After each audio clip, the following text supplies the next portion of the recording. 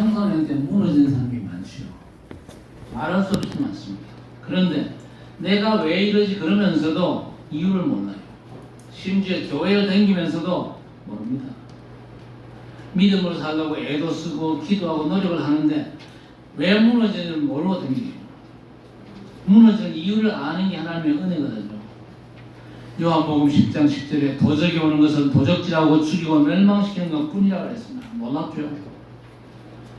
많은 사람 인생에 도둑이 들었대요. 누굽니까? 하나님의 대적자 사단, 그리고 하나님과 사람 사이를 이간질시키는 마귀와 그 졸개의 귀신들. 그래서 예수께서 뭐라 말씀하셨습니까? 내가 온 것은 양으로 생명을 얻되 더 풍성히 얻도록 하기 위해서라 그랬습니다. 세상 살면서 어찌 이걸 압니까? 하나님의 은혜일 뿐이지요. 에베소서 2장 1절에서 3절 허물과 죄로 죽었던 너희 그랬습니다. 하나님 없이 살아온 불신자가 허물과 죄로 죽었던 너희라. 하나님에 대한 감각이 전혀 없잖아요. 그래서 불신자는 사실 죽은 놈입니다.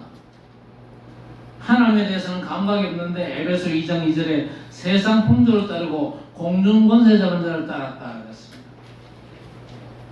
공중권세 잡은 사단에게 완전 잡힌 게 불신자들입니다. 그러니까 에베소 2장 3절에 본질상 진노의 자녀라고 했습니다. 요한복음 8장 44절에는요 아비 마귀라고 했습니다. 끔찍하기도 마귀가 아비인 상태로 끌려다닙니다. 그래서 운명의 틀에 잡혀가지고 멸망의 여정을 가고 있거든요. 그러면 교회 와서 열심 내고 기도 많이 하면 거기서 빠져나올 수 있습니까? 그렇지 않습니다. 예수께서 마가복음 10장 45절에 인자가 온 것은 섬김받으러 온 것이 아니라 도리어 섬기려 하고 자기 목숨을 많은 사람의 대선물로 주려 함이라 했습니다. 죽음에 이를 수밖에 없는 죄값을 당신의 죽음으로 해결하셨어요. 왜? 우리를 건져내시기 위해서. 그래서 요한일서 3장 8절에 하나님의 아들이 나타나신 것은 마귀의 일을 멸하려 하시냐. 우리 인간을 장악하고 주인 노릇하는 사단에게서 건져내시기 위해서 예수께서 오셨는데 뭐라고 말씀하셨습니까? 내가 곧 길이요 진리요 생명이니 나로 말미암지 않고는 아버지께로 올 자가 없느니라 했습니다. 약속의 그리스도가 아니면 절대 불가능하기 때문에 하나님께서 그리스도를 이 땅에 보내신 것입니다. 그래서 베드로가 뭐라고 고백합니까? 주는 그리스도시요 살아계신 하나님의 아들이십니다. 전능의 하나님께서 인간 문제 완전한 해답 그리스도로 이 땅에 오지 않았으면요 하나님과 우리 인간은 아무런 관계가 없어요. 오히려 죄 때문에 하나님의 진노를 살 수밖에 없는 상황입니다. 베드로가 그리스도를 고백했더니 바요나 시몬아 내가 복이 있도다. 아주 폭풍 축복이 쏟아지죠. 그리스도를 고백하는 순간 하나님을 떠나 원수되었던 우리가 하나님을 만나 자녀가 되고 죄와 그 저주, 지옥 권세에서 해방받고 사단에게 장악되었던 우리가 자유케 되는 참선지자, 제사장, 왕의 축복이 성취가 된 겁니다. 그래서 여러분 이 시간 중심으로 다시 한번 고백하십시다. 시작! 그리스도 삼중직의 복된 역사가 시작됨을 믿으시기 바랍니다.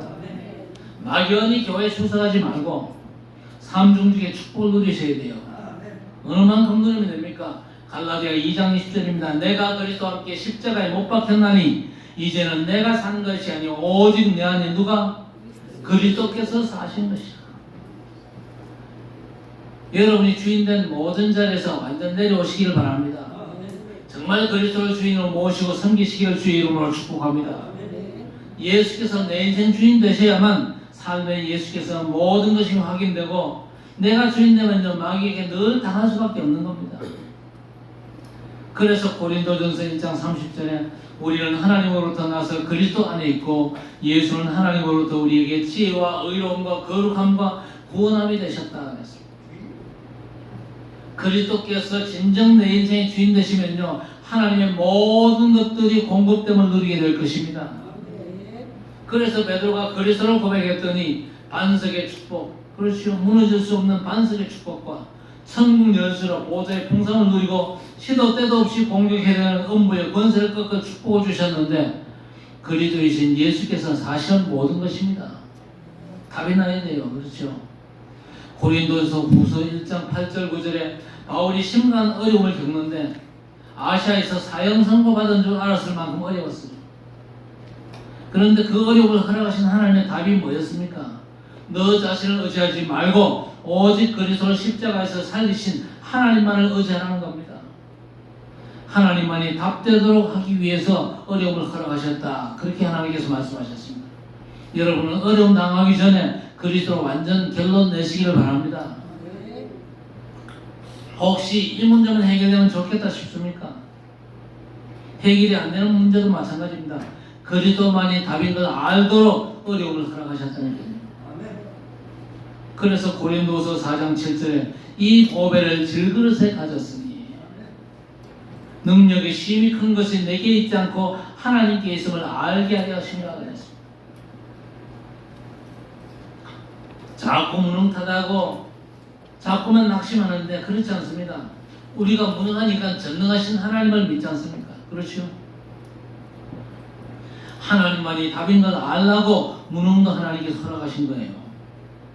그래서 바울사도가 고린도전서 2장 2절에 내가 그리스도와 그가 십자가에 못 박힌 것 외에는 알지 않기로 했답니다. 너무 많은 것, 세상을 많은 걸 알고 있어가지고 그게 문제가 되는 거예요. 바울사도는요, 그리스도와 그가 십자가에 못 박힌 것 외에는 알지 않기로 했답니다. 그러면서 로마서 1장 18절에 하나님의 진노가 불의로 진리를 막는 자들에게 하늘로부터 쫓아 나타나라 이랬습니다. 불의가 뭡니까? 하나님의 절대 의되신 그리스도 이외의 모든 것들은요 사실은 불의입니다. 아무리 착하고 많은 공로가 있다 할지라도 그리스도 외에는 싹 다 불의입니다. 왜? 하나님의 그리스도는 대체 불가능하거든요. 그리고 인간 스스로가 죄 문제 해결하려는 모든 시도가 우리 하나님께는 불의다 그 말입니다.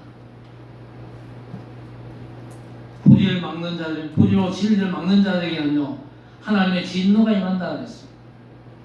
자, 요셉이 애굽의 총리가 되었습니다. 그래서 아버지 가족들 70명을 애굽으로 모시죠. 처음에는 애굽에서 엄청 환영을 받습니다. 그런데 시간이 지나면서 요셉과 그 시대 사람들이 다 죽었어요. 요셉을 알지 못하는 새로운 왕이 세워졌습니다. 그때부터 애굽 땅의 히브리인들에게 고통이 시작되는데 이 백성들이 노예로 전락해버리고 그것도 부족해가지고 히브리인 남자애가 출생하면 다 죽이라는 왕의 지엄한 명령이 떨어졌습니다. 그 위기를 벗어날 수 있는 가능성은 제로입니다. 그야말로 절대 불가능 nothing nobody 아닙니까? 그런데 모세 어머니 요셉에서는요 절대 불가능해서 절대 가능을 찾았어요. 여러분 가능성 제로인 상태야말로 절대 가능을 찾을 기회입니다. 이걸 아셔야 돼요. 전능히 하나님만이 하실 수 있거든요. 요셉이 그 절대 가능 하나님의 절대 주권을 믿고는요 모세를 갈상자에 담아가지고 나일강에 띄우죠.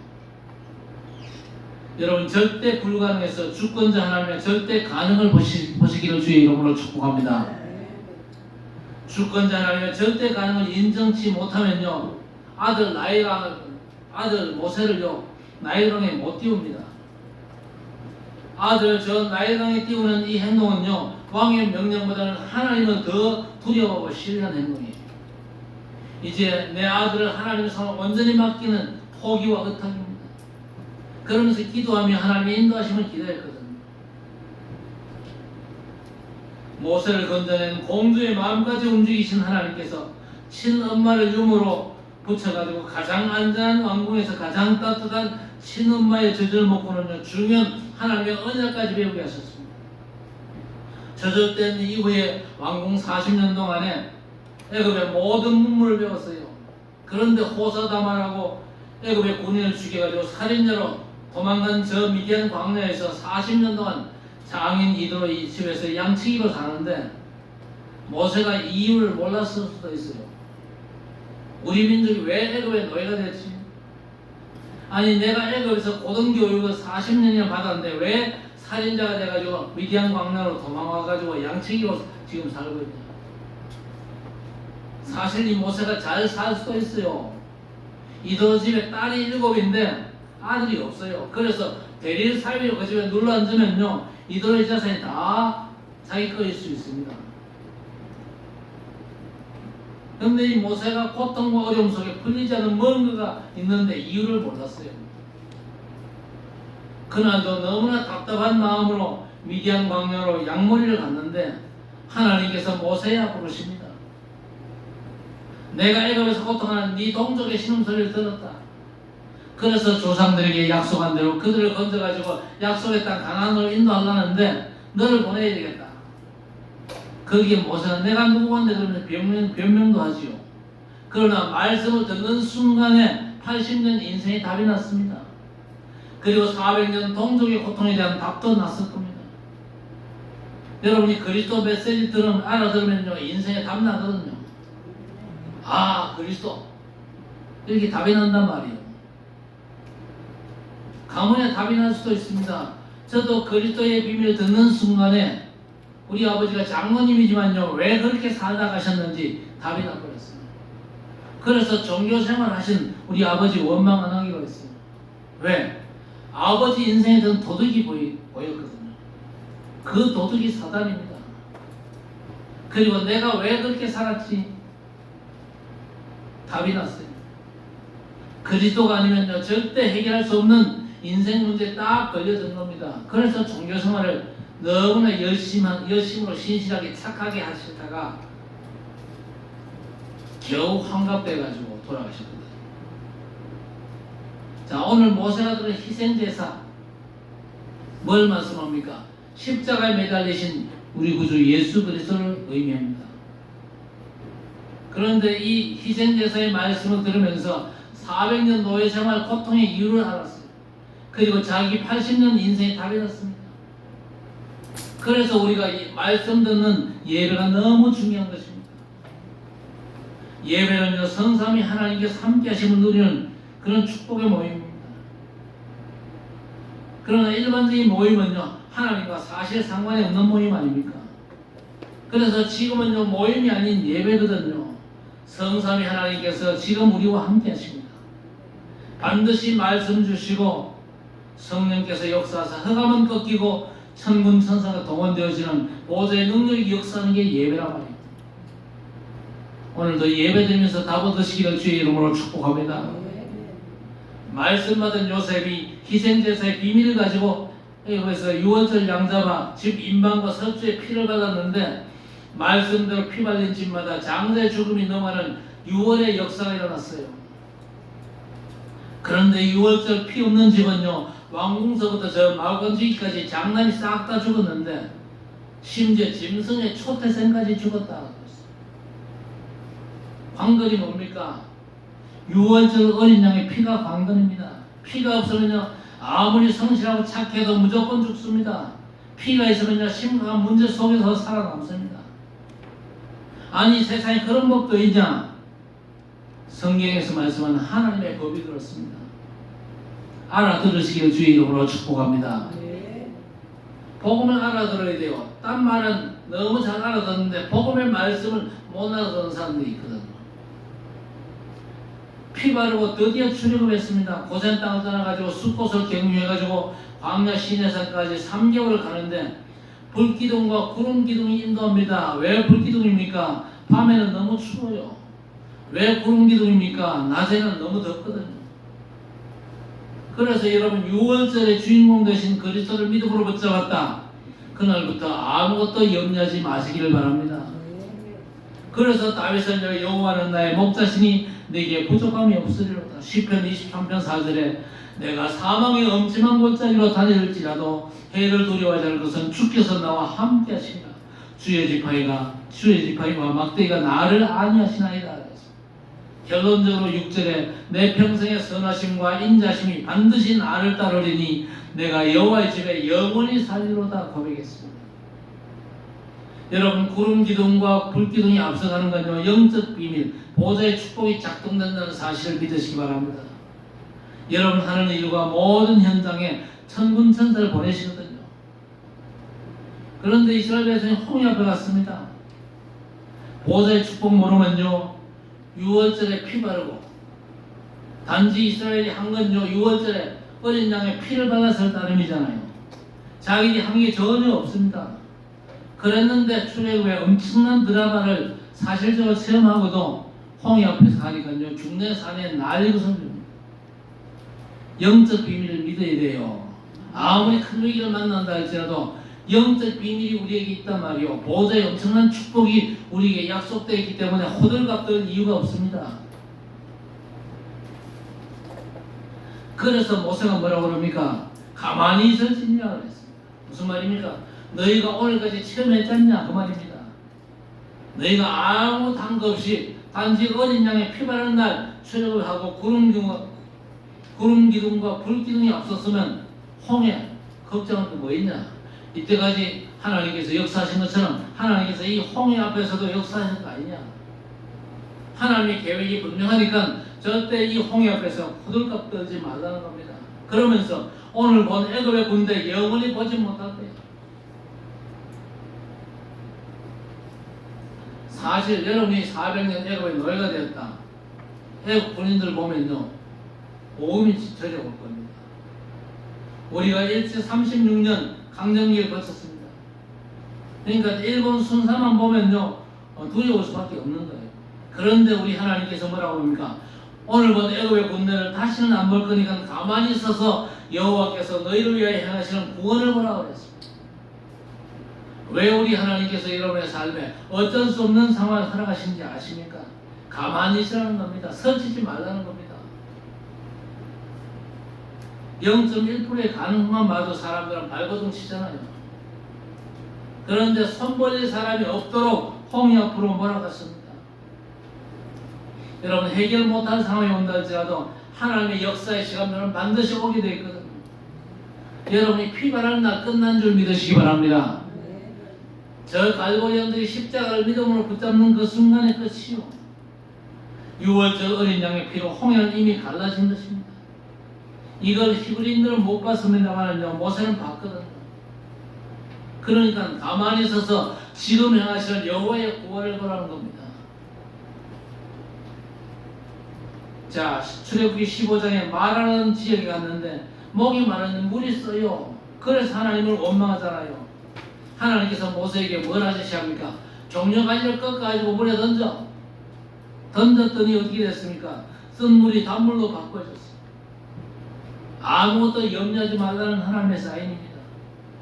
하나님께서 그리스도 절대 언약을 붙잡은 저와 여러분과 영원히 함께 하심을 믿으시기 바랍니다. 그리고 17장에 시내산 가는 광야길에 물이 없어가지고 또 원망합니다. 하나님께서 모세 보고 네 지팡이 그거 들고 반석을 내리쳐 쳤더니 생수가 터졌어요. 그런데 고린도전서 10장 4절은 그 반석은 곧 그리스도시니라 그랬습니다. 지금도 반석 치면 물이 나온다 그 얘기가 아닙니다. 그 반석이 그리스도입니다. 목마르지 않은 영원한 생수 그리스도를 진짜 믿으라는 거예요. 자, 출애굽기 17장에 보니까 아말렉과 전투가 붙었습니다. 아말렉은요, 광야 생활에 최적화된 그런 족속들입니다. 이스라엘을 기습하는데 하나님께서 아말렉을 진멸시키는 방법을 어떻게 사용하십니까? 기도의 방법을 쓰게 하십니다. 모세가 산에 올라가서 손을 높이 들면요, 이스라엘이 이기고 손을 내리면 집니다. 그때 아론과 훌이 양쪽에서 모세의 팔이 내려오지 않게 잡아줬어요. 무슨 얘기입니까? 교회가 복음으로 하나 되면요, 어떤 문제도 승리합니다. 우리 교회가 딱 나을 거 없습니다. 복음으로 딱 하나가 되고 하나님을 온전히 바라보면요, 하나님은 어떤 위기, 어떤 문제라도 승리하게 하실 줄 믿으시기 바랍니다. 승리하고 나서 뭐합니까? 단을 쌓습니다. 그 단의 이름이 뭡니까? 여호와 니시. 절대 위기 가능성 제로라 할지라도 기념비를 남기는 하나님의 사인이죠. 절대 낙심하거나 포기하지 마시기를 바랍니다. 불가능일수록 하나님께서 준비한 현장임을 알고 믿음으로 도전한다면 여호와 니시 뭡니까? 여호와께서 싸우심이 보장됩니다. 진짜 오늘부터 승리하시기를 주의 이름으로 축복합니다. 모세가 장인 1호를 만났어요. 모세가 남자만 60명, 여자 합쳐가지고 100만이 넘는 그 백성들 힘들게 이끌어 가는데 그러지 말고 100부장, 50부장, 10부장을 세워가지고 도움을 받으라는 겁니다. 그래서 이 일꾼들을 세워가지고 도움받으면서 시내산에 도착을 합니다. 거기서 십계명 하나님의 말씀을 받죠. 율법과 제도를 받고 특히 유월절, 맥주절, 수장절의 절기 은약을 받습니다. 성막 설계도를 받아가지고 성막을 완성하고는 본격적인 광야길이 시작돼가지고 가나안을 향하는데 광야길에서 이스라엘 백성이 잡아야 될 중요한 미션이 뭡니까? 먼저 이 백성들은요 그리스도로 완전 담내야 돼요. 21절에 모세가 이스라엘 모든 장로를 불러 이르되 너희는 나가서 너희 가족대로 어린 양을 취하여 유월절 양으로 잡고 우선초 묶음을 가져다가 그릇에 담은 피에 적시어서 그 피를 문 인방과 좌우 서주에 뿌리고 아침까지 한 사람도 문 밖에 나가지 말라. 23절에 여호와께서 애굽 사람들에게 재앙을 내리려고 지나가실 때에 문 인방과 좌우 문 서주에 피를 보시면 여호와께서 그 문을 넘으시고 멸하는 자에게 너희 집에 들어가서 너희를 치지 못하게 하실 것이며 하셨습니다. 키가 뭡니까? 반드시 피를 발라야 되는데 피를 바르고 나서 키가 뭐냐? 그 피를 보시면 죽음의 천사가 집집이 들어가서 조사할 때에 뭘 봅니까? 문 인방과 좌우 서주에 피 발린 걸 봅니다. 그 피를 보시면 그래서 어떤 목사가 뭐라고 얘기했냐? 예수 피 믿음을 안 붙잡으면 너 피 본대. 맞습니까? 틀립니까? 맞아요? 틀려요? 아멘. 고집사님 한 명밖에 안 돼요. 여러분이 예수 피 믿음을 안 붙잡으면요 여러분 피 봅니다. 아니에요? 여러분 공격하는 재앙과 저주 뭘로 막아낼 겁니까? 여러분이 애써 노력하면 됩니까? 안 돼요. 죽어도 안 돼요. 예수 그리스도 이름 굳게 붙잡게 되시기 바랍니다. 그리스도 십자가 든든히 붙잡고 나아가시기 바랍니다.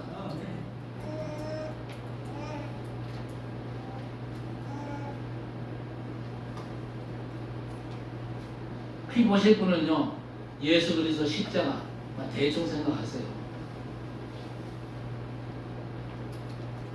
예수 피가 없으면요 내가 재앙으로 죽어요. 지옥 가요.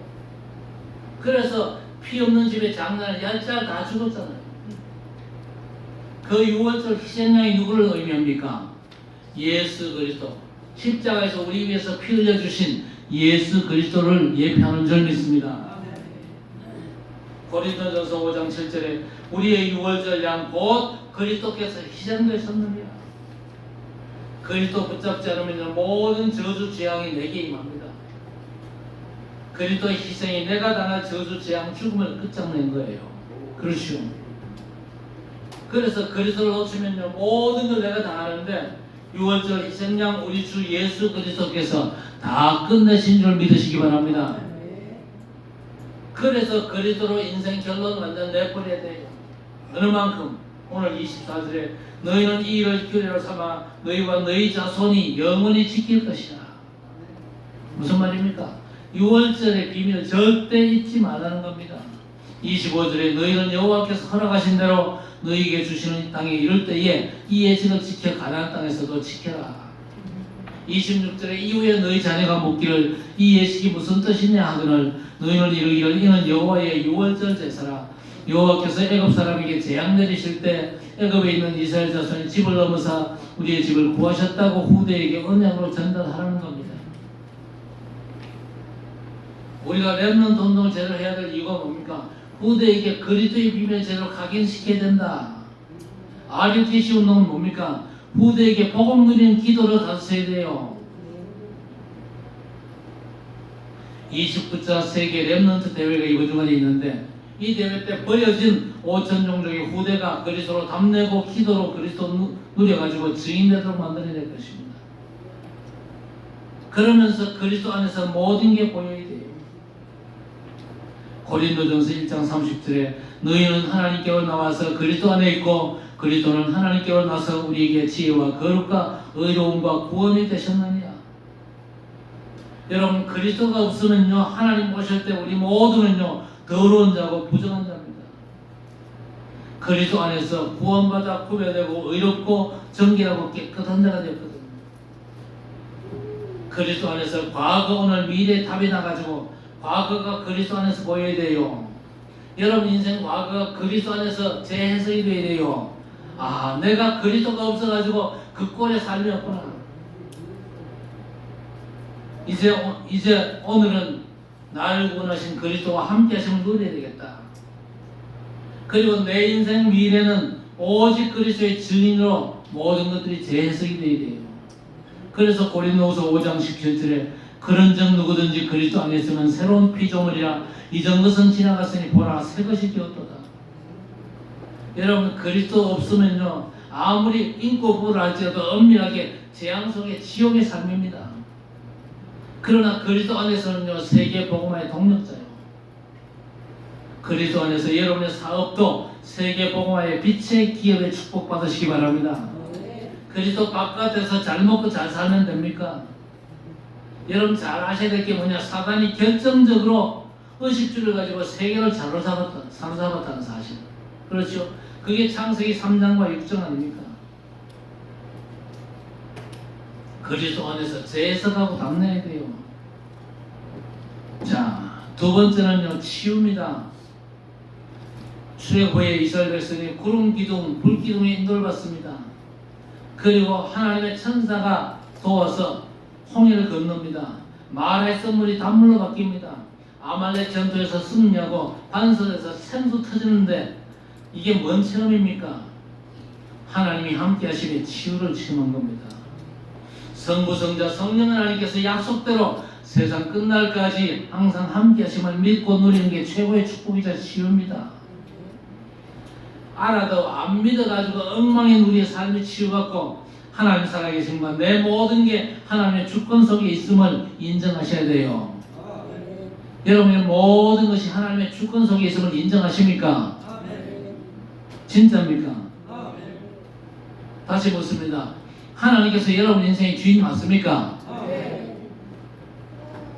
아멘이 안 되는 분도 있을 거예요. 어째서 하나님이 내 인생의 주인이야. 내가 내 인생의 주인이지. 요래 생각하는 분들이 요 안에 있을 거예요. 생각 고쳐먹게 되시기 바랍니다. 내가 주인이다. 그 말은요. 내가 모든 걸 내 마음대로 내 의지대로 할 수 있다. 그 말인데 여러분 의지대로 되는 게 있습니까?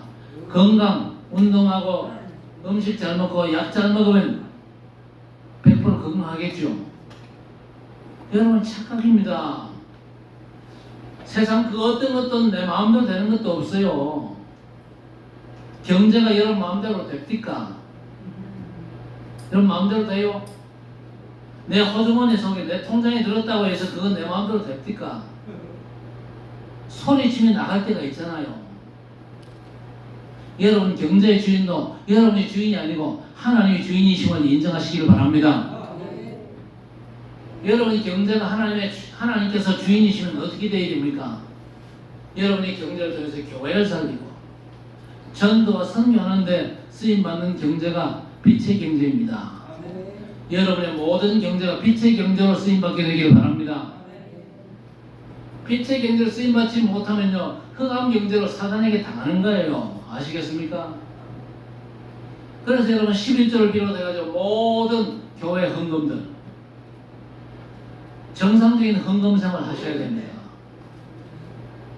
정상적인 헌금 생활 하십니까?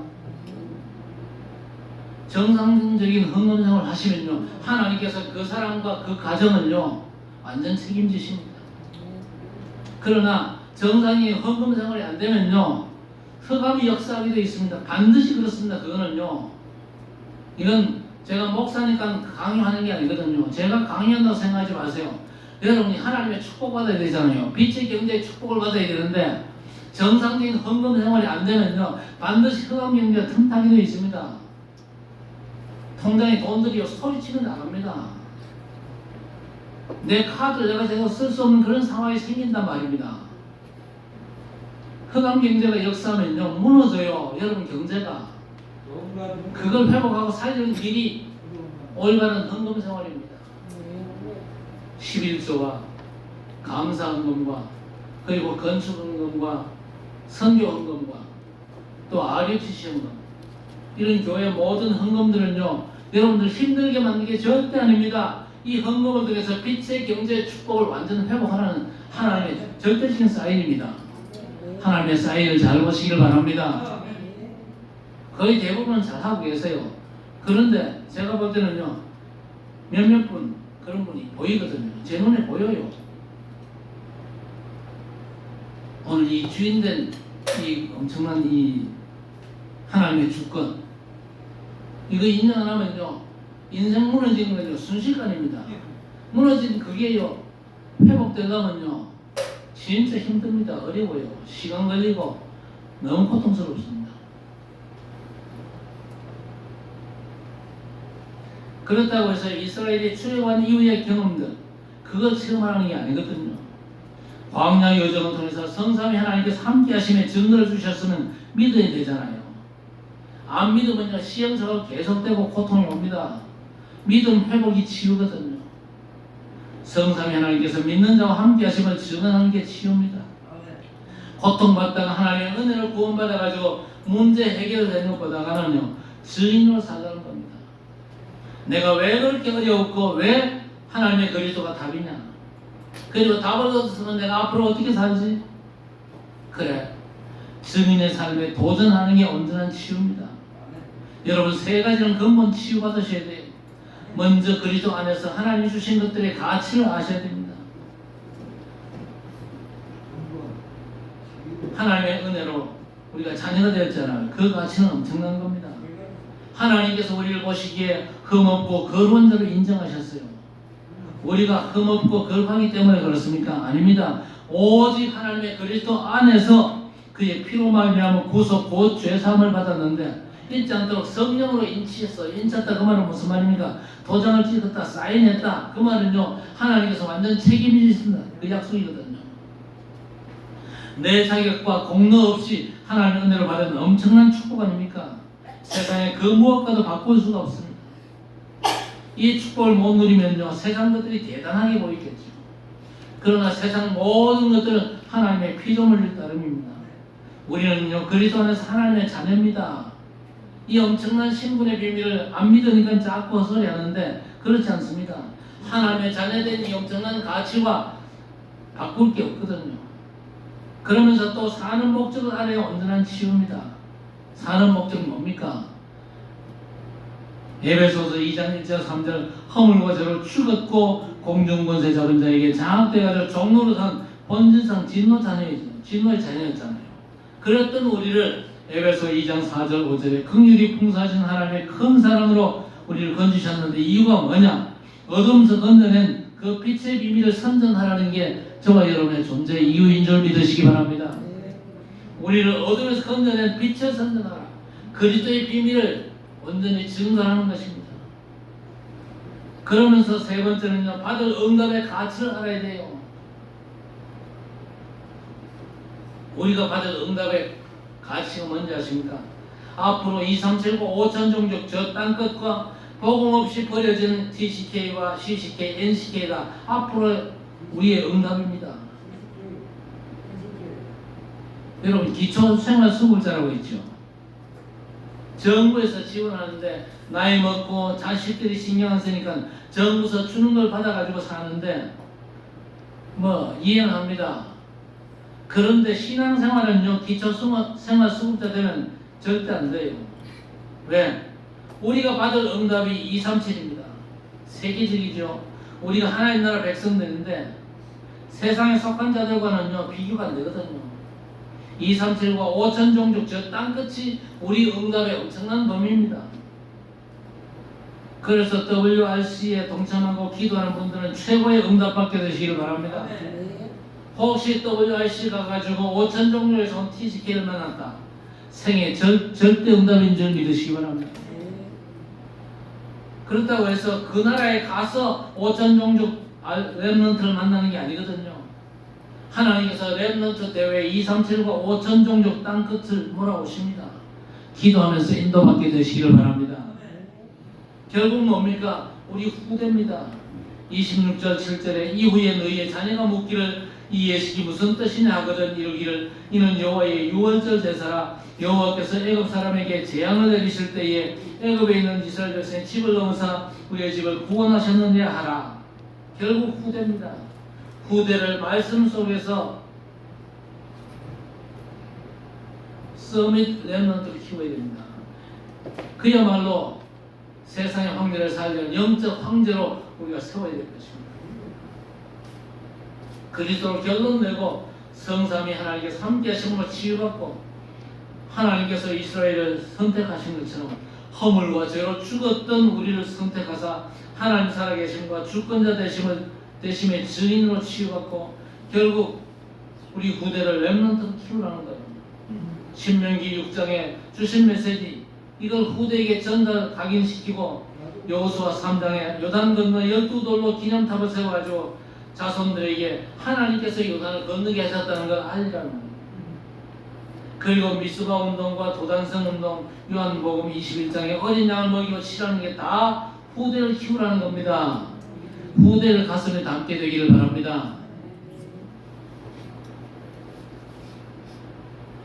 우리 교회를 떠난 후대들 신앙생활 지금 제대로 하고 있습니까? 진짜 가슴에 담아야 돼요. 신앙생활 제대로 되고 있는 사람 거의 없을 겁니다. 아마. 왜? 많은 교회들이 종교화되어 있거든요. 종교화되는 건 신앙생활이 아닙니다. 종교생활이지. 그러면 자기 열심, 자기 의의를 자꾸 앞세우는데 그래가지고는요 공격해오는 흑암을 못 이깁니다. 그래서 후대를 놓고 진짜 기도 시작하시길 바랍니다.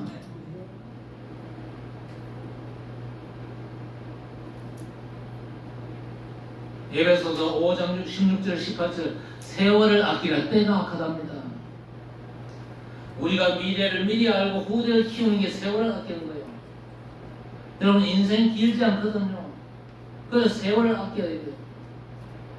미래를 위해서 우리 후대를 놓고 서밋 렘넌트 키우는데 올인하셔야 됩니다.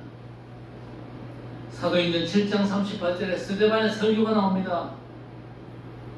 조상들이 광야 교회에 있을 때 그랬습니다. 구원받은 우리 성도의 남은 응답은 전도와 선교를 위한 교회를 만들어야 됩니다. 세계를 살리는 교회를 만들어야 돼요. 그걸 위해서 금토일 시대를 열어서 치유하고 성경적인 원색 복음과 올바른 기도 전도를 우리 후대들에게 전달해야 돼요. 그리고 묵상 시대 미래를 준비해야 됩니다. 왜 그래야 되느냐? 네피림 문화 때문에 세계가 영적 질병에 완전 사로잡혔거든요. 나가서 많은 사람들과 얘기해 보세요. 맞는 말이지만 싹 네피림 문화에 잡힌 말이에요. 하나님 없는 네피림 문화가 지금요 판을 치고 있습니다. 그래서 우리는 렘넌트를 위해서 새 뜰 시대를 열어야 됩니다. 이방인의 뜰, 아이들의 뜰, 기도 치유의 뜰로 복음의 세계화를 이루어야 됩니다. 그리고 금토의 시대와 묵상 시대를 열어가는 교회와 여러분 되시기를 우리 주님의 이름으로 간절히 축원합니다. 하나님 주신 은혜의 말씀들이 성취되는 인생 여정을 가게 하옵소서. 광야 인생에